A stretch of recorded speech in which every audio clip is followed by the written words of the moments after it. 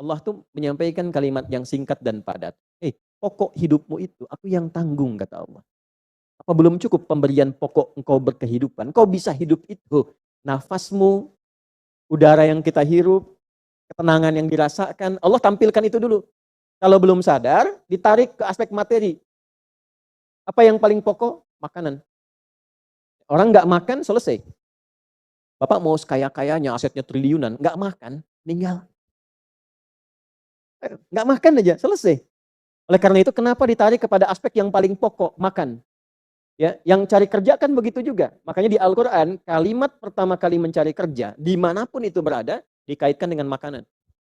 Ya, kita cek di Al-Baqarah itu kan, misalnya kan, saat masuk ayat 169 itu, ya ayyuhan nasu, kulu mimma fil ardi halalan thayyibah. Hai semua manusia, silahkan bertebaran di muka bumi, dimanapun yang bisa dijangkau. Jadi teorinya, mencari kerja itu, ketika ditampilkan di dalam Al-Quran, silahkan bergerak melampaui ruangnya. Jangan batasi diri Anda. Anda melamar pekerjaan di tempat A. Tidak ada. Untuk Anda, cari tempat B. Gak ada istilahnya, gak ada lowongan tuh, gak ada. Lowongan selalu terbuka. Tinggal kembali kepada kita untuk sungguh-sungguh mendapatinya. Ya, kalau bergerak dengan jalan Allah, kita sandarkan pada ketentuan Allah, nanti Allah akan menunjukkan kepada kita yang sesuai dengan niat kita. Jadi bukan ditolak, kadang diarahkan kepada tempat yang sesuai dengan kebutuhan kita. Di sini memang gajinya bagus, tapi ditolak dulu kamu karena di sini sholatnya susah. Baca Qurannya sulit. Gajinya emang bagus, 100 juta per bulan.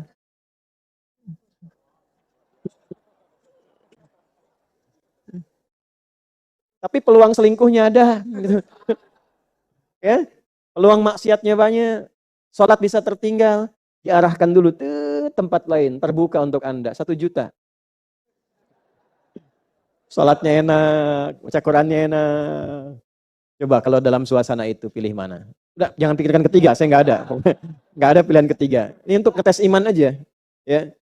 Ada satu pekerjaan, gaji 100 juta sebulan, nggak bisa sholat, peluang maksiat terbuka. Ada gaji 1 juta per bulan, sholat enak, baca Quran enak, kerja nyaman. Pilih mana? Yang 100 juta atau 1 juta? Ya, 1 juta, alhamdulillah. Ya. Ibu tuh gitu kalau ibu-ibu. Saya tanya satu kalimat, jawabannya satu buku tuh. Ya, kalau bisa ada yang 100 juta bisa sholat, Pak Ustaz. Jadi gini, ini rumusnya ya. Ini jarang diketahui nih, tapi insya Allah kalau paham ini, insya Allah senang, menikmati. Tapi jaga ya, ini rahasia di antara kita aja nih. Ini dalam fikih rizki itu, ada 3 hal yang pokok. 1, rizki itu akan diberikan. Rumusnya ya, akan diberikan saat ikhtiar kita keluar. Apapun jenisnya. Sudah jelas itu. Ya. Itu ada di Quran surah ke-51. Ya, di ayat 22. Wa fis samaa'i rizqukum wa ma tu'adun. Dan di langit telah ditetapkan kadar rezekimu. Dan dijanjikan oleh Allah pasti diberikan. Kapan itu diberikan? Ketika ikhtiar kita keluar. Jadi yang laki-laki, yang ikhwan ini, contoh ini, kita sudah siap saja untuk keluar, baru bawa map melangkah untuk menjemput rezeki Allah, ya, itu sudah ditetapkan keluar. Cuma sampainya kapan kita terima, nanti ada aturan lagi yang mengikat. Ya, sesuai dengan kadar niat nanti. Niatnya apa nih? Apakah mencari rezeki untuk kebutuhan dunia saja? Apakah mencari rezeki untuk mendapatkan ridha Allah? Ya kan? Niatnya bisa berbeda. Nah, berdasarkan niat itu, nanti Allah arahkan untuk mendapatkan yang terbaik. Tapi, berlaku hukum kedua. Ikhtiar Anda itu telah mengeluarkan rezeki dan tidak akan menguranginya. Ya, paham dulu sampai sini dulu ya. Pelan-pelan dulu. Handphonenya turun dulu supaya fokusnya nyimaknya maksimal ya. Supaya maksimal nyimaknya. Tenang. Ini direkamnya bisa diulang nanti kalau supaya maksimal ngelihatnya. Jadi ini yang pertama dulu. Rezeki sudah ditetapkan, pasti diberikan. Cara Allah memberikan, kita bergerak, itu rezeki ditetapkan turun. Jelas?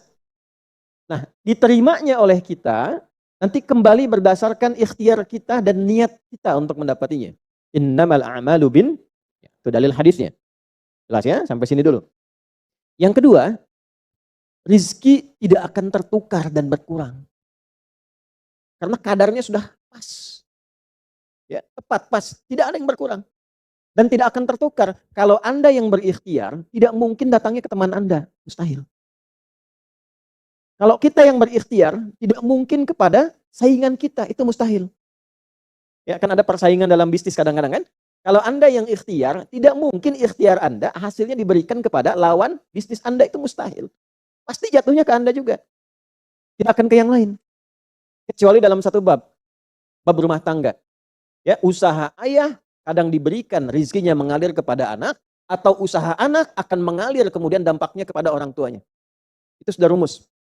Ya, awas hati-hati. Jadi kalau Anda ingin mudah berkehidupan ke depan, didik anak dekat dengan Allah. Ketika anak itu jadi baik, keberkahan pada anak itu akan menular kepada kedua orang tuanya. Ya, Bapak Ibu pengen haji, nabung banyak, belum berangkat-berangkat, sudah antrian panjang. Kan? Tapi tiba-tiba ada orang yang tetangga anaknya penghafal Quran 30 juz, dapat hadiah haji, orang tuanya ikut, bapaknya ikut, ibunya ikut, gurunya ikut. Ya, jadi nanti ada 2 ayat di dalam Al-Quran yang menjamin usaha orang tua mengalir ke anak, usaha anak mengalir kepada kedua orang tua. Babnya keluarkan kalau ingin mudah. Nah yang ketiga, nanti saya urutkan di papan tulis supaya memudahkan itu. Yang ketiga, ini yang paling penting untuk disadari, urut dulu ya.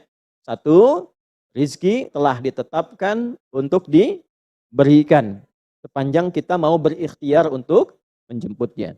2, rizki tidak akan berkurang dan tidak akan tertukar. Baik ya? Jelas sampai sini? Nah, ketiga, ini yang paling penting.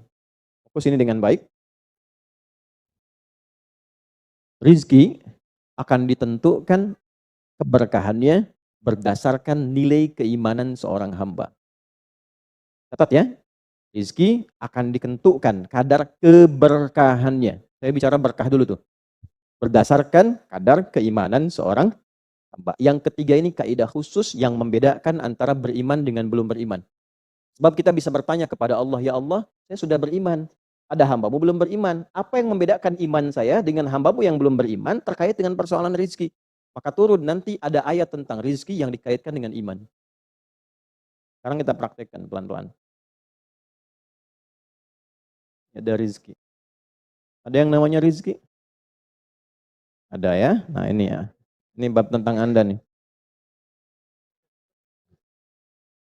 1, pasti diberikan sesuai kadar ikhtiar. Loh. Ya? 2, sifatnya tidak tertukar. Ya. Putri boleh tertukar, ada menteri yang tertukar, tapi tidak ada rezeki yang tertukar ya. Tidak tertukar sesuai dengan niat. Rizki nggak butuh alamat ya Pak. Begitu dapat langsung diberikan. Karena malaikat tuh kalau sudah turunkan nggak mungkin salah alamat tuh. Udah tercatat semua itu. Ya. 3, kadar iman menentukan keberkahan satu rizki. Keberkahan rizki. Ini 3 ini. Ya. Ya, pelan-pelan. Ya, cara memahaminya bagaimana? Kalau ada yang bergerak, itu pasti rezeki diperintahkan ya untuk diturunkan. Tapi sekali lagi tadi, apakah itu akan langsung diterima atau nanti diakumulasikan, dikumpulkan? Yang dengan pengumpulan itu di titik tertentu Allah berikan. Jadi kalau Anda misalnya belum dapat hari ini, belum dapat hari besok, sepekan nyari nggak dapat-dapat. Tiba-tiba bulan yang ketiga dapat. Dan gajinya begitu besar tawarannya. Bahkan belum mulai udah dikasih ya pesangon misalnya untuk uang muka banyak sekali. Nah, cara memahaminya bagaimana? Bukan berarti ketika Anda dapat di situ besar. Itu akumulasi kumpulan yang telah dikumpulkan dari ikhtiar Anda sejak awal. Paham nggak sampai sini? Paham ya? Nah, kenapa ada hukum demikian? Masuk ke sini dulu nih. Ya, saya mau tanya sebentar. Bapak Ibu, yang para ayah dulu ya, laki-laki lah terutama. Kalau mencari rizki dalam konteks bekerja ya, untuk materi. Karena rizki itu nanti ada ketenangan, anak-anak, keturunan itu rizki juga. Dalam konteks mencari materi, untuk makan, untuk minum, dan sebagainya, saya tanya, untuk memenuhi kebutuhan hidup atau untuk mencari ridho Allah? Udah jujur aja, nggak usah. Pasang sini dulu. Udah, wajahnya nampak kok ini. Saya tanya, untuk kebutuhan hidup atau mencari ridho Allah? Ini nomor satu. Nggak mau kalah dua-duanya. Ridho Allah. Ini sekedar dunia. Pelan-pelan ya. Ketika Anda mencari rizki hanya untuk dunia, maka yang berlaku hukum dunia. Ya. Semakin Anda bekerja keras, semakin Anda dapat. Semakin Anda kreatif, semakin mudah dapat. Ya, semakin pintar, semakin mudah dapatnya. Di sini tidak berlaku masalah iman. Karena semua sama, Allah tetapkan hukum dunia. Siapa yang bekerja keras, siapa yang mau kreatif, siapa yang punya inovasi, siapa yang makin pintar, mudah dia mendapatkan dunia. Ada ilmu menambah, dunia dapat. Man arada dunya, kata Imam Syafi'i, fa'alaihi bil ilmi. Siapa yang ingin menguasai dunia, dengan ilmu bisa dapat. Ini. Ada ilmu kreativitas, ada serius, sungguh-sungguh. Kerja yang serius, sungguh-sungguh. Kan? Di Tiongkok itu, kalau datang ke satu tempat, ketukin tiap pintu, nawarin barang. Ya, barang ditawarin, 1, 2, 3, 4, saking seriusnya. Orang mengerjakan apa, dia cari yang lain.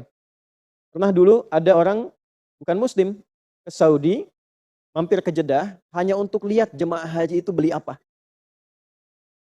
Setelah itu dia pulang ke Tiongkok, ke Cina, ya, musim berikutnya itu made in China.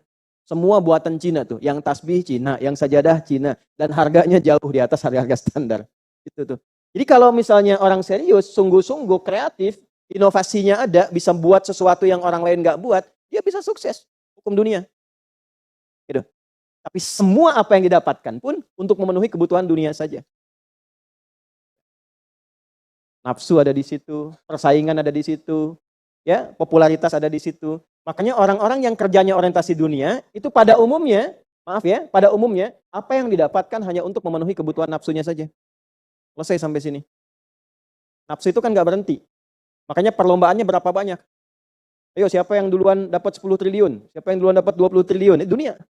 Dan nggak akan berhenti. Begitu dapat, pengen nambah lagi. Dapat, pengen nambah lagi. Walaupun yang dipakai mungkin tidak sampai ke situ. Sekarang saya tanya Anda ya, mengumpulkan sesuatu yang tidak Anda gunakan, bermanfaat tidak? Ya. Ibu misalnya mengumpulkan kayu bakar banyak sampai seruangan masjid ini, Bu. Ya. Tapi yang ibu pakai sehari cuma 1. Ya, dikumpulin 1, 2, penuh, tapi yang dipakai 1. Tapi nggak pernah puas melihat pengen lagi sampai 10 masjid kayu dikumpulkan. Yang dipakai cuma 1. Kira-kira perbuatan semacam ini bermanfaat tidak? Nah, jika ada orang yang banyak bekerja, hanya membutuhkan sesuatu untuk memenuhi keinginannya saja, ketahuilah Anda terjebak dalam kehidupan duniawi. Mohon maaf sebesar-besarnya ya. Jadi kalau bekerjanya hanya untuk tambah tabungan lagi, cek saldo, bandingkan dengan teman-teman, tapi dari apa yang dikumpulkan tidak membuat Anda lebih baik. Ya, yang paling bahaya tuh gini, pas sakit carinya obat generik. Padahal kayaknya minta ampun gitu. Ya, yang itu menunjukkan bahwa ada sifat dunia yang menguasai. Pada diri pribadi pun bersifat masih kikir. Nah ini ya, ini yang berbahaya ini. Ya, kalau bekerjanya nggak ada masalah, serius dapat nggak ada masalah. Cuma yang dapat ini mengeluarkannya seperti apa? Kalau hanya mengumpulkan, hanya pamer, hanya untuk update, dia mau menyampaikan dengan pamernya, pakai hukum dunia, nggak bisa disalahkan dalam konteks dunia. Walaupun secara moral dalam hukum agama ini tidak dibenarkan. Jelas nggak sampai sini? Ya, sekarang saya tanya, ada nggak orang misalnya OKB misalnya, orang kaya baru gitu. Nah, baru kaya langsung pasang status, ada yang begitu. Ya, dapat mobil baru pasang status, ada yang begitu. Nah, ini biasanya semakin banyak dilakukan terjebak dengan hukum dunia. Tugas kita mendoakan, bukan mencela. Oh pasti si itu tuh, bukan ya. Jangan seperti itu. Ya, tugas kita mendoakan kembali dan sehingga dengan doa itu mudah-mudahan sampai kepada jiwanya untuk bisa berubah. Sehingga diarahkan pada yang lebih baik. Tapi maksud saya begini, kalau ada di antara yang ngaji itu terperdaya dengan sistem seperti ini, dia bekerja, tambah lagi, tapi penambahan itu tidak membuat kehidupannya lebih baik dan bermanfaat, dia terjebak dalam kehidupan dunia. Pada akhirnya berlaku hukum akhir dunia. Hukum akhirnya fana. Dunia itu kan punya dua arti, satu cepat, yang kedua rusak. Cepat, nggak terasa. Kayaknya baru kemarin kita ngaji ya, sekarang ketemu lagi. Cepat tuh. Ya ketemu teman, kayaknya baru kemarin main sama-sama. Ternyata sekarang udah punya cucu 4 gitu. Saya itu dunia tuh. Itu hukum dunia, cepat. Ya, cepat. Yang kedua rusak. Semua dunia itu akan fana, rusak, sifatnya hilang, habis. Kalau bukan kita meninggalkan dunia, dunia yang meninggalkan kita duluan. Ini saya sering katakan, ini ada gelas nih, penampung air. Airnya habis, didiamkan saja, jangan diapa-apakan. Ini kotor, rusak sendiri. Anda punya handphone elektronik, simpan aja, nanti rusak sendiri. Sifat semua dunia itu rusak. Ya, di sepanjang kita berada di dunia, tubuh pun nggak abadi. Yang ganteng-ganteng akan hilang dengan sendirinya gantengnya. Makanya ibu kalau cari suami ganteng nanti rugi tuh. Ya, baik sama, istri juga demikian, yang perempuan demikian. Semua selama di dunia hukum berlaku. Nah, harta juga begitu. Saat dikumpulkan banyak yang dihitung ini, kalau tidak sadar dengan ini poinnya. Kalau tidak sadar dengan ketentuan hidup yang benar, pasti penyesalannya di akhir. Karena semua yang dikumpulkan itu pada akhirnya akan selesai hilang. Minimal manusia yang meninggalkan apa yang dikumpulkan dari dunia ini.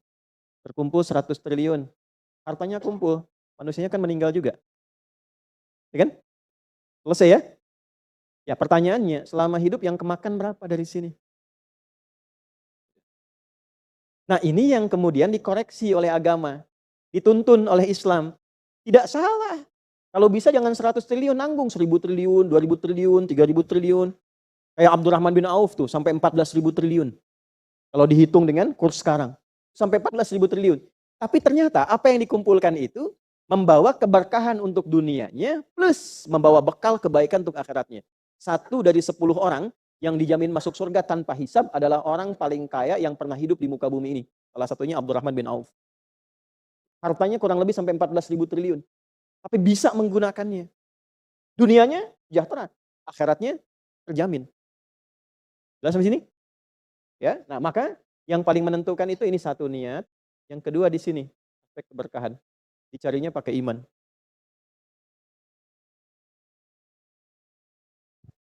Maka niatkan yang pertama, upayakan setiap pencarian itu gunakan fungsi imannya untuk mencari ridha Allah. Maka ayatnya akan pindah ke ayat 172. Ya ayyuhalladzina amanu kulu min thayyibati ma razaqnakum. Hei orang-orang yang beriman, pakai imanmu untuk mencari kebutuhan hidupmu. Nanti aku siapkan kata Allah yang sesuai dengan kadar imanmu. Karena itulah kadang kelihatannya begini. Kelihatannya mohon maaf ya Bu, Pak, gak dapat lagi. Padahal sudah tahajud malamnya. Udah puasa, udah baca Quran, lamar gak dapat lagi. Ini gak dapat lagi. Bukan karena ini Anda gak bisa dapat, bukan. Karena belum cocok dengan iman Anda. Ini belum thayyib. Belum thayyib. Belum ada baiknya. Mungkin ada bagian dari usaha itu yang kurang cocok untuk iman. Tapi ikhtiar Anda mencari, itu oleh Allah ditetapkan. Setiap dia berangkat, tuliskan. Siap turunkan, siap turunkan. Cuma kapan diturunkan? Nah, itu kadang-kadang ada latihan untuk menguatkan keimanan kita. Sampai kita melewati semua perjalanan pencarian rezeki itu, baru diturunkan. Dan hebatnya, dalam mencari ini, Allah berikan bonusnya. Ada bonus pengalaman. Pernah sakit, pernah capek, pernah naik ini, pernah naik itu. Tanpa sadar, itu yang menempa dirinya menjadi sosok yang lebih kuat, lebih baik. Yang ketika rezekinya diberikan seutuhnya, dia sudah bisa menggunakan rezeki ini sesuai dengan pengalaman sebelumnya. Yang mahal tuh ini. Makanya Abdurrahman bin Auf itu kan diambil dulu, dirampas hartanya. Berangkat 400 km, jalan kaki, nggak bawa apa-apa. Dipakai dulu ilmunya. Belajar dulu jadi penyalur, dapat upah, dapat bonus dulu, baru dipakai lagi. Tapi perjalanan itu menempa hidupnya dengan iman sehingga jadi orang terkaya yang pernah tercatat dalam kehidupan di bumi sampai hari ini. Jadi kalau satu kali Anda melamar kemudian ditolak pekerjaan, jangan langsung simpulkan tidak diberi. Alhamdulillah ya Allah yang telah memberikan kepadaku rizki yang baru berupa penolakan ini untuk menguatkan iman dan mentalku untuk menjemput rizkimu yang lebih baik daripada ini. Jelas ya? Nah ini poin-poin ini yang mahal. Nanti kalau sudah dapat ilmu ini, yang lainnya akan lebih mudah. Jadi jangan disimpulkan, ya Allah aku sudah ngaji, aku sudah tahajud, kurang apa lagi? Sampai hari ini aku belum dapat. Nah itu sesuatu yang tidak tepat untuk keluar, tapi juga bisa dipahami karena boleh jadi belum mendapatkan pencerahan sesuai dengan bab rizkinya. Nah pada akhirnya dikembalikan, kalau sudah dapat itu ditanya balik oleh Allah, itu mau dipakai apa? Oh pada akhirnya aku yang cukupkan. Ya, falyanzuril insanu ila ta'ami. Yang pertama kebutuhan makan kita pastikan dengan baik. Allah yang kasih masa digunakannya untuk mencari yang tidak baik. Jelas? Baik, kemudian diteruskan ayatnya, saya agak cepat. Anna sababnal ma'a sabba, thumma syaqaqnal arda fa'ambatna fiha habba. 1 wa 'inabau, 2 wa zaituna wa hadaiqa wa fakihatan, 5 mata'an lakum wa li'an'amikum. Stop sampai sini dulu. Nanti kita lanjutkan kepada inti bahasan bagian akhirnya. Yang tadi mukaddimah ya, sekarang kita baru mulai itu. Enggak, ini kan tadi saya mau ingatkan dulu apa yang kita gali kemarin. Khawatirnya begini. Maaf, kita ngaji, tapi hasil dari ngaji belum bisa digunakan untuk mengevaluasi diri. Itu yang sayang. Ya, jadi kembalikan pada diri kita sampai detik ini, kita duduk sama-sama, materi yang sebelumnya sudah semaksimal mana kita buat lebih baik. Koreksi diri sudah, kalau tubuh sudah bagus, sekarang memenuhi kebutuhan hidupnya seperti apa, kerjanya bagaimana. Cara mengcari kerjanya seperti apa. Jangan sampai terkumpul-kumpul kelihatan banyak, tapi yang banyak itu tidak disukai oleh Allah Subhanahu wa Ta'ala. Paham sampai sini? Paham ya? Nah, sekarang, yuk kita kembalikan ke sini. Gak apa-apa, biar ini muncul dulu. Ini ya. Jazakallahu khair. 1. Ya Allah uraikan nikmat kepada kita dari mulai kebutuhan pokok, bahasa kerennya kebutuhan primer, sampai yang tambahan, sekunder. Nambah lagi tersier dan seterusnya ya. Nah, ini ibu-ibu yang mungkin belum pernah dengar istilah-istilah ini, nah kadang-kadang ini yang suka dimunculkan dalam kehidupan kita. Jadi saya bawa istilah-istilah yang memudahkan dipahami saja ya. 1. Ya pelan-pelan. Falyanzuril insanu ila ta'amih. Maka cepatlah manusia sadar dengan kekuasaan Allah dari mana dia bisa makan, mendapatkan kebutuhan pokoknya. Apakah karena usahanya yang hebat? Apakah karena uang yang sudah terkumpul? Apakah karena kedudukannya dia bisa terus makan enak? Ya.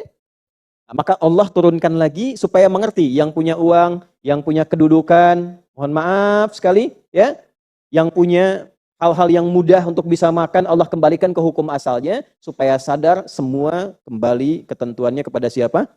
Allah. Makanya kadang dalam cari rezeki unik Pak. Yang pintar nggak dapat, yang disebut kurang pintar dapat. Kadang-kadang demikian. Ya, yang IPK-nya 4 belum dapat, yang IPK 2,5 dapat misalnya kan? Misal ya. Nah, kalau dipikir menggunakan logika nggak nyambung. Tapi kalau dilihat pakai iman ketemu untuk menunjukkan kepada kita bahwa rizki itu bukan milik orang pintar atau bodoh. Rizki itu bukan milik orang yang hebat atau bukan. Rizki itu kembali kepada Allah. Itu poinnya. Anna sababnal ma'a sabba. Allah berikan gambaran yang pertama, itu Anda yang makan.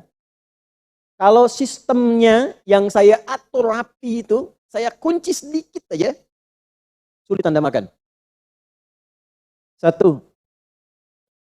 Air yang mengalir, yang tercurah dari langit, yang mengalir kemudian di daratan, yang dengan air itu masakan bisa dimakan, berbagai macam bisa dinikmati. Kata Allah, itu adalah kuasaku. Siapa yang mengatur air? Bukan PDAM. PDAM itu mengolah air ketika airnya sudah ada. Yang menghadirkan airnya siapa? Nah kata Allah, kalau saya kunci itu air sedikit saja, bagaimana kamu merasakan kebutuhan hidupmu? Itu dulu 1 ya. Untuk menyadarkan kembali. Makanya menggunakan na di situ, bukan tu. Allah bisa mengatakan misalnya, ana tidak pakai tasdid. Sobabtul ma'a sobba. Tapi ketika menggunakan na, di sini ada ta'zimun nafsi dalam ilmu nahwu. Ya. Na singkatan dari nahnu. Ta'zimun nafsi li ta'zimi sya'ni. Allah membawa keagungan dirinya untuk menunjukkan satu hal yang sangat istimewa dan agung. Jadi makan itu, kemudian fungsi air itu sangat istimewa bagi manusia. Penting. Saking pentingnya ditampilkan keagungan Allah di dalamnya. Anna, sungguh dengan keagunganku, akulah yang mengatur curahan air itu, sampai dengan curahan itu engkau bisa mendapatkan kebutuhan pokok hidup. Kalau aku kunci sedikit saja, kemarin saya dari Harau, ya, kabupaten 50 kota itu. Satu-satunya di Indonesia yang kabupatennya 50 kota itu. Sampai di lokasi, kemudian disampaikan oleh wali nagarinya, bahwa ini Ustadz kering. Anda bayangkan ya. Bayang tidak? Belum saya sampaikan. Jadi itu alamnya indah sekali. Air terjun itu di mana-mana. Kita baru masuk sudah air terjun. Terus tempatnya itu di belakang air terjun 7 lapis. Indahnya luar biasa. Tapi ternyata airnya ditahan oleh Allah sebentar. 4 bulan lah kurang lebih. Pak Ibu, mohon maaf ya, kering. Sungai kering, ini kering, semua kering. Tanaman juga mulai layu sedikit-sedikit.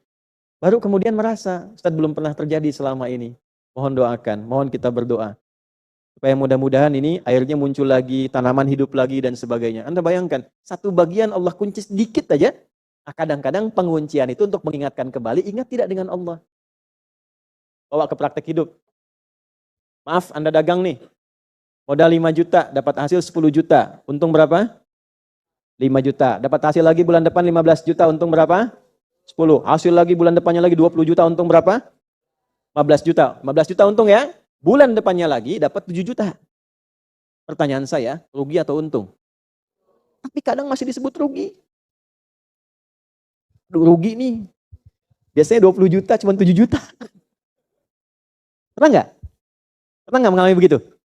Ya, pertanyaannya bukan itu sebetulnya. Saat itu turun omsetnya, ingat Allah tidak? Itu dulu, ingat Allah tidak? Sama dengan di luar, air dikunci sedikit supaya ingat Allah, minta lagi. Baru istisqa, baru sholat dan sebagainya. Anda kerja dikunci dikit aja dulu, ingat Allah nggak? Anda masih mengandalkan kemampuan Anda, tingkatkan lagi ini. Produksi kita harus ditambah, kreativitas kita harus bergerak maksimal. Ayo datangi, door to door. Berarti Anda terjebak dalam hukum dunia. Ayo yang didapatkan yang 20 juta. Haknya sudah ditunaikan belum? Sedekahnya sudah belum? Berbaginya sudah belum? Jangan-jangan ada fakir miskin yang teriak haknya belum dapat. Jangan-jangan ada saudara yang belum mendapatkannya. Jangan-jangan ada anak yang disekolahkan di tempat yang tidak kenal Allah. Supaya dikoreksi lagi. Orang cuma dapat 1 juta sebulan, anaknya bisa hafal Quran.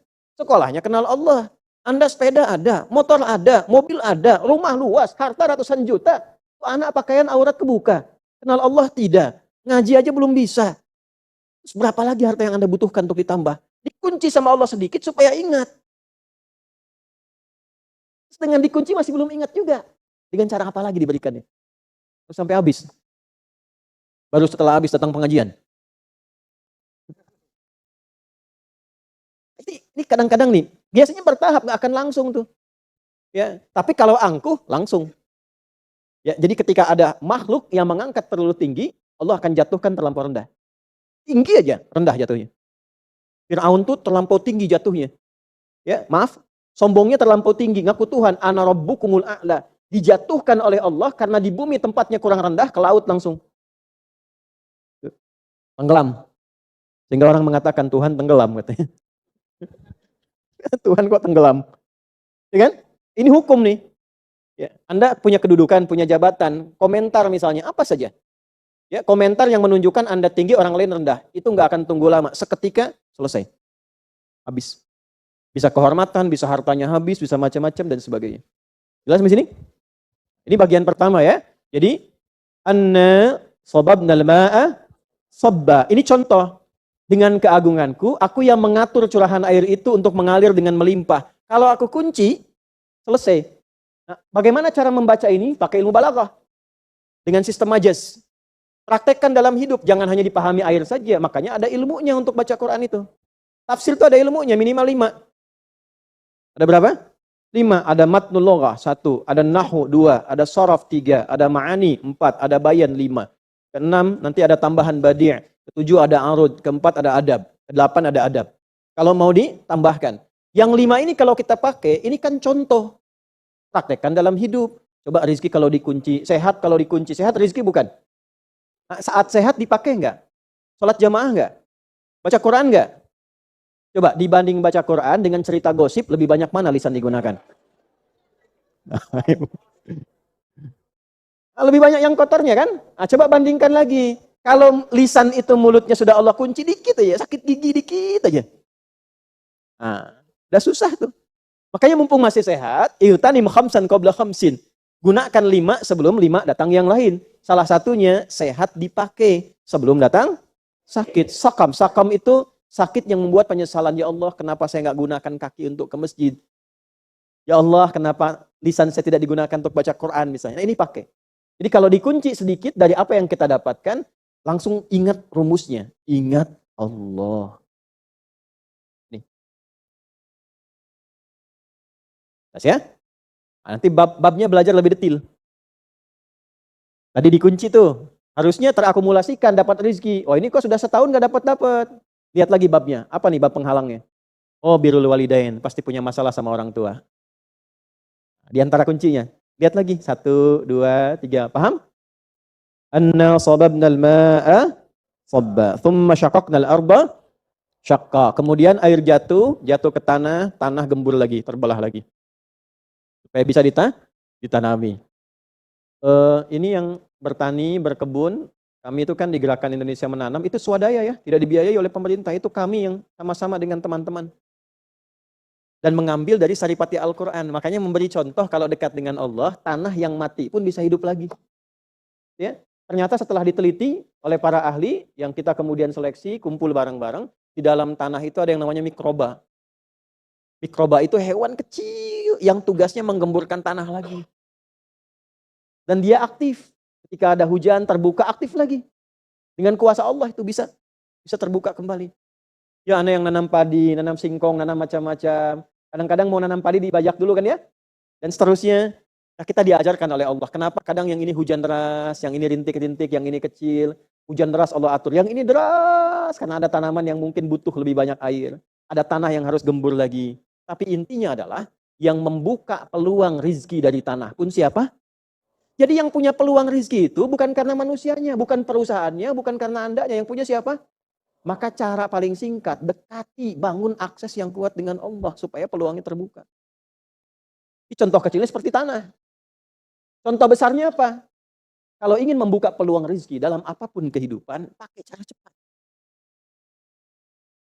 Anda hukum dunia aja sekarang ada ordal katanya tuh. Orang dalam, ya. Apa kesimpulannya? Supaya dapat akses kan? Ya kan? Sekarang kalau Anda punya akses yang lebih baik, lebih bagus, lebih mulia, kenapa tidak kita gunakan? Yang punya rezeki Allah, yang punya ilmu Allah, yang punya kekayaan siapa? Kenapa kita tidak bangun kedekatan dengan Allah sehingga akses kita bisa lebih mudah? Paham sampai sini? Ya? Nah, membangun akses kepada Allah dengan modal iman itu, aksesnya disebut takwa namanya. Apa namanya? Takwa. Saya keluarkan sini ya. Takwa. Jadi iman ini cahayanya, modal dasarnya. Takwa ini jembatannya. Bangun aksesnya. Nanti diturunkan dari takwa, dipancarkan. Apa yang disebut dengan ibadah. Kan begini, saya punya modal iman, ingin mendekati Allah pakai jembatan takwa. Bagaimana cara memfungsikan takwa, menggunakan takwa? Nah, bentuknya ibadah. Maka dari sini muncul sholat untuk mendekati Allah. Di sini muncul puasa. Di sini muncul baca Al-Quran. Untuk mendekati siapa? Nanti kalau sudah terbangun ke sini kedekatan kuat, apa saja diturunkan? Dibuka langit dan bumi. Dari mana taunya? Quran surat 7. Ayat berapa? 96. Walau anna ahlal qura amanu iman wattaqau taqwa la fatahna alaihim barakatim minas sama'i wal ard. Kalaulah satu penduduk kampung. Ibu yang pakai seragam dari mana ini? Tegal. Kalaulah satu Tegal. Satu penduduk Tegal meningkatkan imannya dan menggunakan iman itu untuk menaikkan takwanya kepada Allah Salatnya rajin, pengajiannya rajin, puasanya rajin, doanya rajin. La fatahna alaihim barakatim minas sama'i wal ardh. Demi keagunganku, kata Allah, aku buka semua pintu keberkahan di langit dan di bumi. Nih, tidak cukup dengan amin. Nih, buka dulu tuh. Tuh. Ini kan yang dicari. Makanya yang dibuka oleh Nabi itu, yang diajarkan bukan ilmu dunia dulu. Dibuka imannya dulu. 10 tahun di Mekah, 10 tahun di Madinah. Yathrib kan awalnya. Begitu imannya dibuka, dekat dengan Allah sudah luar biasa. Maka apa yang terjadi? Kota yang tertinggal jadi maju, jadi mencerahkan, berubah jadi Madinah Munawwarah, menyebar ke tempat lain. Itu kurikulumnya begitu. Yang dikuatkan imannya dulu. Pak, cari kerja itu gampang, Pak. Yang tidak mudah itu cari kerja pakai iman. Kalau cuma cari uang, Pak, modalnya gampang. Di depan aja nggak pakai apa-apa. Ayo, Pak, kanan, kiri, masuk kanan, kiri. 2.000. Makasih, Pak. Dia kan? 5.000. Makasih, Om. Ya. Kemarin dia bilang Bapak, sekarang Om. Kalau cuma untuk dapat uang, mudah. Tapi cari pakai iman, itu mesti latihan. Makanya kalau dilatih sehari belum dapat, setelah kita menguatkan iman, alhamdulillah. Hari kedua lagi, hari ketiga lagi, sampai kita merasa iman kita kuat, dan merasakan kedekatan dengan Allah, sehingga mengatakan saya punya Allah nih. Hari ini saya nggak dapat, alhamdulillah nggak apa-apa. Yang penting Allah masih membersamai saya. Kalau sudah rasa itu ada, Pak, min haitsu la yahtasib, nggak nyari, datang sendiri. Ibu nggak percaya silahkan. Di semua bab kehidupan. Jadi aktivitas kita itu sampai ke tingkat tertingginya, sampai kita merasakan punya Allah itu dulu. Ibu kalau punya masalah di rumah tangga, tapi masih merasa punya Allah, itu ringan. Ringan. Insya Allah, pasti Allah berikan solusi, pasti berakhir. Ya. Fa'ambatna fiha habba. Maka dari air yang tercurah ini, tanah yang sudah terbuka, muncullah biji-bijian. Ini biji-bijian ini tanaman pokok, padi, kan? Jagung. Maksudnya asal dari makanan apa? Pokok. Ini yang pokok-pokok. Ya. Beras, jadi nasi, itu kan?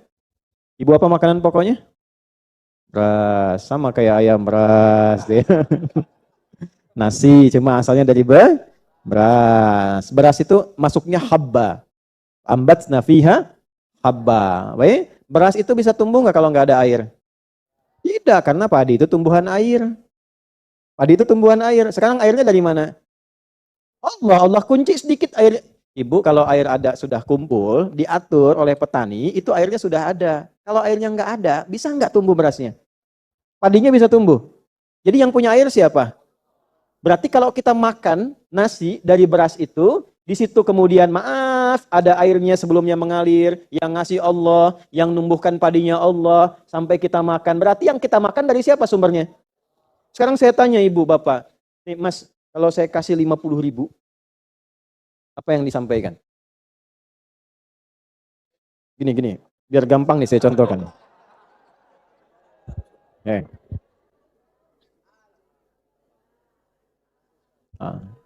Sebentar. Makasih Ustadz. Itu kan? Paling kita jawab sama-sama kan? Tapi karena ini contoh, saya ambil lagi. Yang contoh.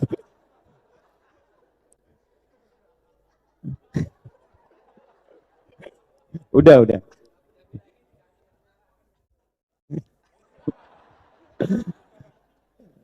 Gini, dengan manusia saja yang sekali berbuat baik, kita bisa berterima kasih. Kenapa kepada Allah yang tiap waktu memberikan kebaikan pada kita, itu tidak ada. Sedikit munculnya. Alhamdulillah Allah tuh maha menerima walaupun sedikit. Makanya disebut syakur, yang maha menerima walaupun sedikit. Nah, kembalikan lagi, kamu bisa makan itu sumbernya dariku. Kalau nggak ada itu, nggak makan kamu. Sekarang dalam kehidupan dunia, kita berterima kasih. Mengapa saat Allah berikan itu, rasa terima kasih kita tidak muncul? Nah, cara berterima kasih kepada Allah berbeda dengan makhluk. Karena Allah bukan makhluk. Kepada makhluk berkata-kata, setelah itu bersikap baik kan? Senyum. Bos, direktur di pekerjaan ngasih gaji tiap bulan, tiba-tiba baik sama direktur. Nyapanya, senyumnya, fasilitasnya luar biasa. Sekarang Allah baik pada kita. Bagaimana kita mengungkapkan terima kasih itu? La in syakartum Itu indahnya Allah begitu. Begitu kita berterima kasih malah ditambah. Ini kan tidak. Terima kasih cuma sama-sama. Ada nggak orang? Terima kasih, terima kasih, terima kasih. Nggak ada kan ya? Allah beda. Begitu kita berterima kasih ditambah. Semakin berterima kasih ditambah. Gitu. Kadang baru ngasih udah pengen diambil lagi. Manusia kan? Manusia. Nah, cara berterima kasihnya bagaimana? Kembali ke rumus ini lagi. Ini. Pakai imannya, meningkatkan takwa, ibadahnya tambah lagi. Jadi kalau orang soleh dulu dapat tambahan, orang dapat tambah ilmu, ngajinya lebih rajin. Imam Syafi'i itu waktu ilmunya bertambah, sehari hatam Quran. Sehari itu. Tambah lagi, hatam lagi, tambah lagi, hatam lagi. Ramadan 2 kali dalam sehari. Siang sekali, malam sekali. Orang sekarang baru dapat ngaji Quran dulu, setelah itu Qurannya hilang. Hah? Nah ini yang kita kembalikan rumusnya. Nanti semakin meningkat takwanya, level rizkinya pindah. Dari yang biasa nyari, datang sendiri. Wa may yattaqillaha yaj'al lahu wa yarzuqhu min haitsu. Itu ayatnya jangan cuma dihafal. Anda tidak akan merasa nikmat untuk mendapatkan pembuktian ayat itu kalau hanya dengan menghafal. Amalkan ayat itu baru terasa kenikmatannya. Setelah itu rasakan bedanya, bedakan rasanya, pasti akan terasa bedanya itu. Pasang status tuh. Ini pakai dulu ini. Kerjanya pakai takwa, belajarnya pakai takwa. Belajar pakai takwa tuh jangan nyontek. Pakai. Allah sudah kasih ilmu pada diri kita itu. Kembangkan ilmunya. Yang mahasiswa-mahasiswa nih. Allah ciptakan kita dengan pintar. Potensi di sini ada. Pakai itu. Kalau itu keluar, takwanya muncul, itu jadi orang hebat di kemudian hari. Ya, gak cukup dengan amin tuh. Butuh ini tuh. Ini ke kelas saja sudah titip absen kan? Nah, gimana mau pintar? Nanti ke kantor juga begitu. Begitu kerja dipakai lagi rumusnya. Ini gak akan bisa kita mendapatkan apa yang kita harapkan itu. Balik ke sini. Jelas di sini? Jadi ini kembalikan. Dari sekian yang kita kemudian dapatkan, berapa yang meningkatkan takwanya? Sehingga perbandingannya begini. Takwa sama dengan rizki. Semakin meningkat takwanya, meningkat rizkinya. Gitu ya? Semakin turun takwanya, menurun kualitas, bukan kuantitas. Bukan jumlahnya, tapi keberkahannya.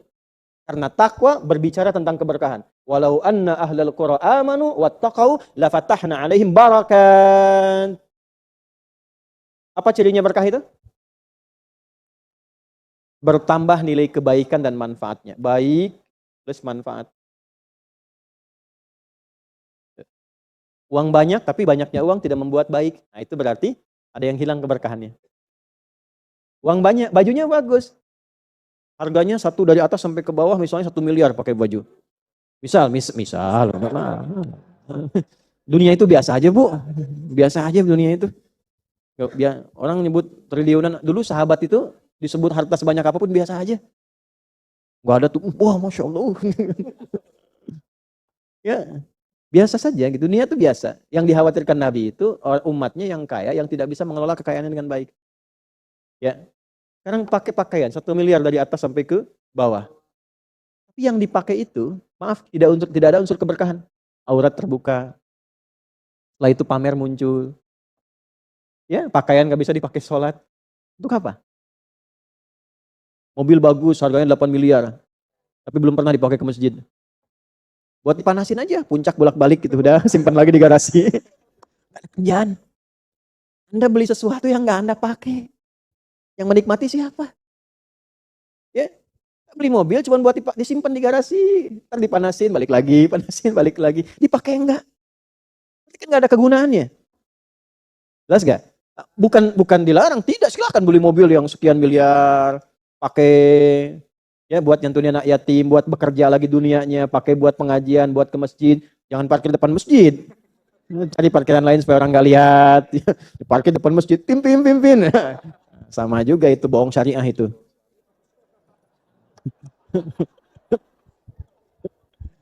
Menggunakan syariat untuk bohong. Itu maksudnya, jangan dipotong nih. Nah ini ya, jadi setiap kita, akhirnya apa? Setiap makan ingat Allah, itu puncaknya. Setiap makan ingat siapa? Ada kiai kita, itu orang soleh sekali. Tapi saya nggak akan sebutkan namanya. Itu setiap kali mau makan. Beliau menggunakan pakaian yang bagus. Minimal pakaian yang rapih menutup auratnya. Minimal. Setiap mau makan. Padahal makannya sederhana. Walaupun nggak mewah, makan. Muridnya tanya, guru, saya amati kenapa setiap mau makan penampilan Anda itu begitu rapi, baik, bagus. Apa jawab beliau? Saya malu kalau menggunakan pakaian yang kurang bagus untuk mendapatkan rizki dari Allah. Karena ketika saya makan ini seakan saya mendapatkan hadiah dari Allah. Jadi malu disaksikan Allah menerima hadiah menggunakan pakaian yang tak layak. Makanannya biasa, tapi beliau menggunakan pakaian yang baik. Jadi menerima makanan itu saat mau makan, merasakan ini Allah sedang ngasih nih, sedang diperhatikan Allah. Saya malu dilihat Allah, mendapat hadiah dari Allah, dilihat Allah menggunakan pakaian yang tidak Allah sukai. Ya. Bukan dilarang pakai kaos, nggak apa-apa. Ya, cuma sampai sedalam itu gitu, rasanya itu. Nah, punya nggak rasa sampai ke situ tuh? Coba berlatih tuh. Jadi ketika menerima sesuatu itu yang terasa itu kenikmatan punya Allah. Kalau sudah sampai situ itu terima kasih semua tuh. Nggak ada mengeluhkan masalah nikmat tuh, nggak ada. Alhamdulillah ya Allah, terima kasih. Dan makanan sedikit, alhamdulillah ya Allah, terima kasih. Saya masih punya Allah. Yang mahal tuh itu.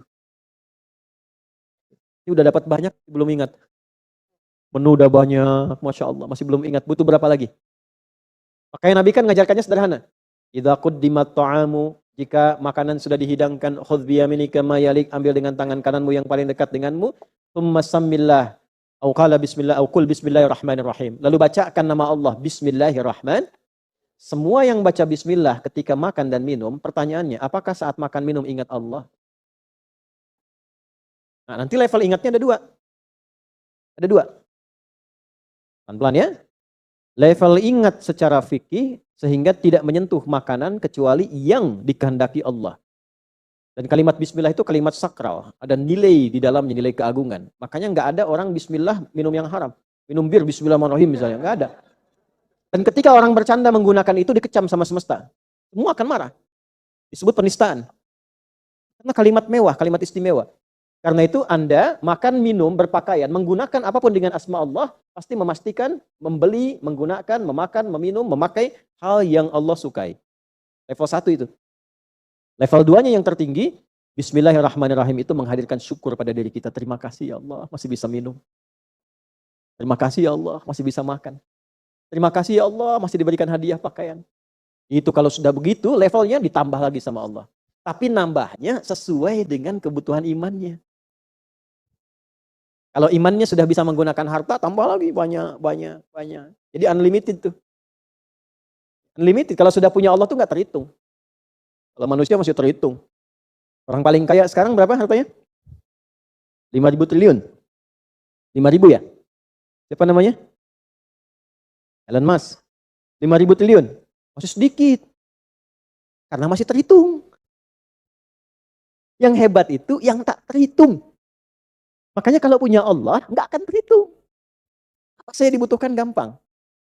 Jelas? Kita berlatih tuh. Nah, biasakan dari makanan dulu, yang kecil-kecil, bersyukur, alhamdulillah, terima kasih. Makanya minum dengan basmalah ditutup dengan hamdalah.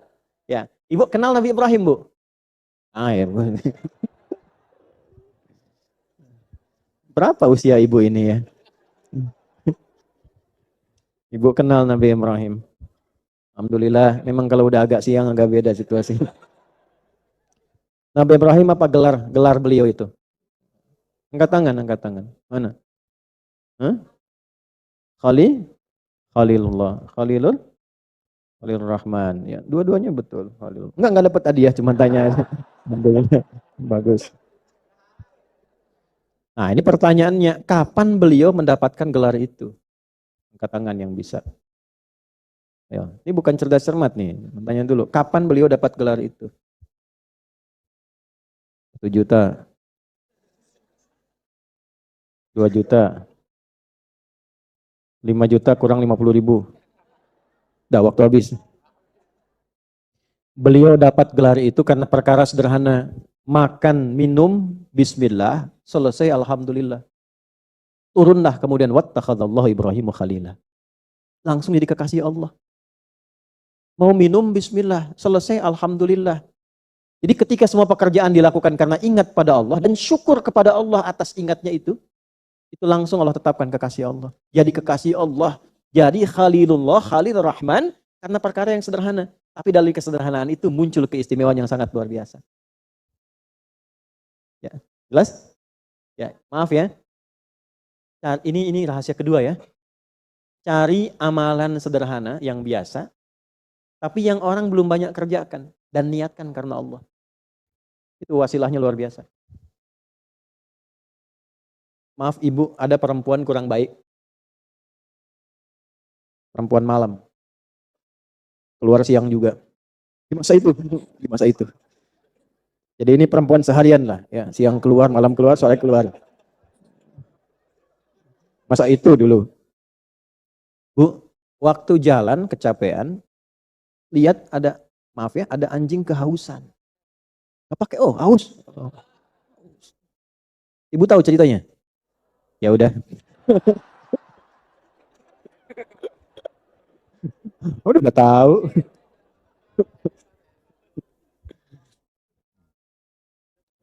Lalu beliau putuskan untuk memberi minum kan? Ada riwayat menggunakan bagian alas kakinya, ada riwayat menggunakan satu benda di situ, kemudian ke satu sumur, kan perjuangan tuh ngambil air.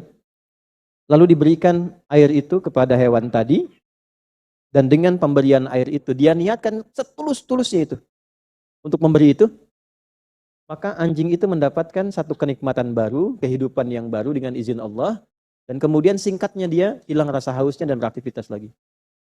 Apa yang terjadi? Ternyata amalan kecil itu yang tidak banyak dilakukan orang, itu yang menghantarkan dia mendapatkan rahmat Allah. Ada satu keterangan menyebutkan dengan amalan itu, Allah berkehendak menghapuskan kekurangan dia, dosa-dosa dia, bertobat dengan itu. Ada yang merinci, dia melihat anjing ini yang dihinakan manusia saja, yang terhina, yang disebut najis, yang segala rupa, ternyata ketika mendapatkan air dia bisa hidup lagi dengan kehidupan yang baru. Kenapa saya yang bukan hewan, walaupun berbuat yang kotor, yang salah di masa lalu, tidak berusaha mendapatkan kebaikan baru. Jadi dari air yang dia berikan, dia mendapatkan hidayah dari situ, berubah kemudian jadi orang baik, yang dengan kebaikan itulah rahmat Allah diturunkan kepadanya. Jadi Allah itu kadang ketika ingin memberikan seseorang kebaikan, tidak harus memberikan yang besar, kadang dari yang kecil-kecil. Jadi walaupun Anda mendapatkan pekerjaan dengan gaji yang kecil, tapi di situ ada kenikmatan untuk mendekati Allah, ambil aja dulu. Nikmati gitu. Tapi yang mahal itu apa? Rasa syukurnya, terima kasih ya Allah. Saya diberikan kesempatan untuk mendapatkan rezeki darimu. Nah itu yang mahal. Kalau sudah bisa mendapatkan nikmat itu, bisa mengolah harta dengan baik, baru yang banyak datang. Nah kadang dikasih banyak, gak bisa ngolah, celaka lagi. Jelas? Oke? Jadi kembali ke situ. Anna sababnal ma'a sabba, thumma syaqaqnal arda, fa'ambatna fiha habba. Ini habba, setiap makan makanan pokok, usahakan ingat Allah. Minimal makan, bismillah, selesai makan. Nah, itu level 1. Level 2-nya, yang dibaca itu rasakan ada rasa di dalam jiwa. Sampai merasakan kenikmatan, beralhamdulillah itu merasakan nikmat betul, punya Tuhan Allah. Kalau sudah seperti itu, semua makanan nikmat. Makan pakai garam aja nikmat, pakai ayam lebih nikmat, dan seterusnya. Ya telat ya. Wa inabau wa qadba, dan anggur. Qadba, apa itu qadba? Coba cari siapa yang tahu artinya qadba. Itu terjemahan ya, sayuran ya. Sayuran itu diterjemahkan sayuran. Gini, qadba itu asalnya tanaman merambat. Ya, tanaman merambat. Dulu di masa-masa kehidupan Nabi, itu ada orang membawa tanaman ini untuk pakan hewan. Pakan hewan. Ya. Nah, bagusnya pakan hewan ini, tanaman qadba ini, kalau dimakan oleh hewan-hewan ternak, ya sapi misalnya, kerbau misalnya, itu pertumbuhannya bagus, bikin gemuk, dagingnya enak. Kalau dimakan oleh hewan tunggangan, kuda dan semisalnya, itu kuda-kudanya bagus. Ya, ada yang menyebutkan asalnya dari Persia, dibawa ke wilayah Arab, kemudian berkembang di situ.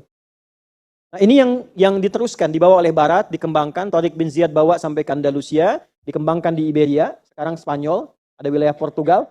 Ya, dibawa lagi kemudian ke tempat-tempat lain. Makanya ada yang menyebut kuda-kuda Spanyol itu bagus-bagus dan sebagainya, dikembangkan. Sekarang Amerika yang kembangkan pohon ini, tumbuhan ini. Ya, ini bahasa Latinnya ada yang menyebut dengan alfalfa namanya. Alfalfa sekarang. Kalau Anda klik alfalfa itu ada semacam tumbuhan rambat. Itu khotbah. Ya, tapi ada yang mengartikan sayur mayur. Gini, kalau ibu, bapak makan tanpa sayur, makan beras aja, nasi aja, hidup nggak? Hidup. Tapi kalau pakai sayur lebih enak nggak? Nah, berarti tambahan kan? Yang tambahan pun berasal dari siapa? Allah. Jadi kalau kita ditambah pun Allah yang kasih juga. Pakaian itu kan pokoknya menutup aurat. Jadi kalau pakaian bagus, lebih bagus lagi, lebih mahal, itu bonus. Tapi yang kasih siapa? Allah juga. Yang punya pakaian sederhana bisa ngaji, sholat berjamaah, zikirnya lirih, bangun bisa tahajud. Anda yang dikasih lebih. Yang lebih daripada itu. Yang lebih mewah, lebih mahal. Bangun malam gak bisa. Sholat 5 waktu terlambat. Malu gak tuh? Mau ditambah berapa lagi? Kedudukan masih biasa. Udah bisa luar biasa. Mohon maaf nih teman-teman nih. Ya, di TNI misalnya, di Polri dan sebagainya. Ya, prajuritnya udah bisa sholat, sunnah, tahajud dan sebagainya. Yang bintang udah tambah kedudukan tinggi. Bintang itu kan ketuhanan yang Maha Esa tuh. Semakin banyak dekat dengan Allah. Evaluasi. Yang punya harta, yang punya ilmu. Makanya yang paling celaka, jamaah datang, ustadznya ngajar. Jamaahnya mencari akhirat, ustadznya cari dunia. Itu paling celaka. Celaka itu. Jamaahnya ingat Allah, ustadznya ingat dunia. Itu yang bahaya. Makanya ustadz juga doakan. Gak mudah jadi ustadz itu. Ya. Punya ilmu tidak disampaikan, salah. Disampaikan tidak dikerjakan, salah. Dan berlaku seumur hidup, tidak bisa pensiun. Belum dengar ada ustadz pensiun. Kiai pensiun, mantan kiai. Karena pilihannya udah akhirat. Kalau pilih jadi kiai, jadi yang ulama, itu proyek akhirat. Nggak usah mikirin dunia. Dunianya datang sendiri, Allah yang siapkan. Kalau masih cari dunia, berarti belum ustadz betulan. Belum kiai betulan. Pilihan jadi kiai itu pilihan akhirat. Apalagi warasatul anbiya itu pilihan akhirat. Nanti Allah sudah siapkan sendiri dunianya. Kalau masih Anda mencari dengan agama itu mencari dunia, belum jadi kiai betulan. Paham nggak? Itu rumus sama, semua sama hukumnya. Jadi kalau semakin ditambah semakin nggak ingat pada yang nambah, ya ini kan cuma kebutuhan tambahan. Iya, sayur kebutuhan tambahan. Tapi dengan tambahan itu nikmat kehidupan. Kenal nggak sama yang nambah? Bawa, jangan cuma sayur, bawa dalam kehidupan kita.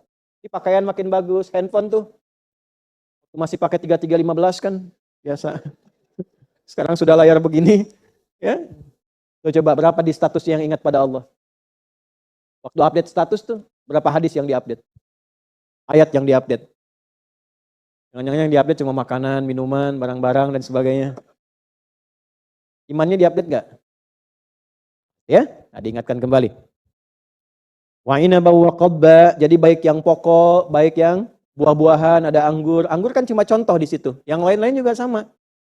Tapi kan saya nggak makan anggur Ustaz. Jadi boleh dong ya tidak menyebut nama Allah. Mana teh kumaha? Contoh ya. Ya disebutkan sebagian mewakili keseluruhan. Nah, sinekdok pas prototo namanya. Kemudian wa zaituna wa nakhla. Zaitun, tadi kan anggur. Anggur mau jadi makanan enak. Tapi kalau zaitun bisa jadi minyak. Ada obat lagi. Yang jadi minyak pun dari Allah juga. Dari bijinya, dari minyaknya, dari macam-macamnya. Nakhla kurma, satu tumbuhan utuh. Dari mulai batangnya sampai ke atasnya bisa difungsikan. Kalau di Arab kurma, di kita punya kelapa. Dari tunas sampai ujungnya ada manfaatnya. Siapa yang menyiapkan untuk kita? Allah. Ya, teruskan. Wa hadaiqa ghulba wa fakihatan, sampai kebun-kebun yang luas, sampai punya kebun, sampai bebuahan, sampai kemudian apa abba di situ? Rumputan. Ini ada dua maknanya. Ada makna umum, Anda lihat rumput, Allah yang tumbuhkan. Ada kebun-kebun indah, ke Sumatera, ke Sulawesi, kebun, Masya Allah hutan, sampai jadi hutan bagus. Sampai ke Papua, bagus-bagus. Itu punya siapa? Allah. Ya teman-teman di Papua tuh, Masya Allah, tetangga tanam mangga, begitu tumbuh datang yang lain. Ya, kakak, ini mangga punya Tuhan kah? Wah, kan ya, betul punya Tuhan ya. Ada yang merawat, saling mencintai, berbagi, menyayangi, semua. Kalau sudah pakai Ain rahmah itu ya, cara pandang dengan rahmat, saling mencintai. Oh ya betul, kakak ini punya Tuhan, ayo kita nikmati sama-sama. Indahnya dalam Islam tuh kakak, kalau ini ditanam, ini tumbuh, ya ada buahnya, kakak juga boleh, ya asal minta izin. Sampaikan. Nanti saya izinkan sekarang kapan saja. Ayo makan, ambil. Nikmat hiduplah. Ya jelas ya. Ya kemudian bawa lagi ke dalam makna yang kedua, makna jauhnya. Ya makna pertama tafsir, makna jauhnya takwil namanya. Ya ada tafsir, ada takwil. Yukhrijul hayya minal mayyit. Allah menghidupkan kehidupan dari yang mati. Apa contoh tafsirnya? Ayam dari telur, ya kan? Telur, kan nggak ada kehidupan dalam telurnya, belum muncul kan? Tapi tiba-tiba berkembang terus, jadi keluar anak ayam. Hidup, menghidupkan dari yang mati, nggak ada apa-apanya, sampai muncul unsur yukhrijul hayya minal mayyit. Sama dari tumbuhan, tiba-tiba batang kayu, terus keluar ulat aja di dalamnya dan sebagainya. Kan dari nggak ada jadi itu tafsir namanya. Tapi ada takwil. Apa diantara makna terdalamnya, terjauhnya apa? Menghidupkan yang hidup dari yang mati. Ibnu Abbas mengatakan radhiyallahu taala anhuma, yukhrijul iman minal kufur. Imannya hidup dari yang tadinya nggak ada.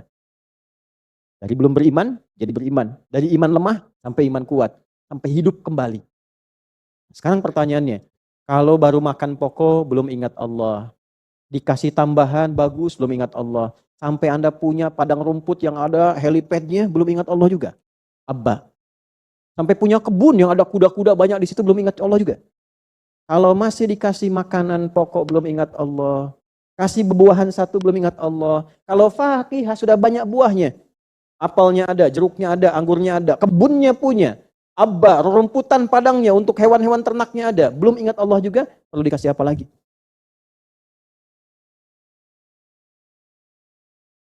Mata'an lakum wali. Padahal Allah sudah hadirkan mata'an supaya kamu nikmat hidupnya, lakum buat kalian, wali an'amikum dan hewan-hewan ternakmu. Masya Allah ada yang piala hewan banyak, sapi dijualnya pas Idul Adha lagi. Tapi nggak ingat Allah. Gimana? Ditumbuhkan, beli, sapinya dikorbankan, ya kan? Dirawat-rawat, dijualnya Idul Adha, orang Allahu Akbar, dia dapat uang, tapi nggak mengingatkan dengan Allah.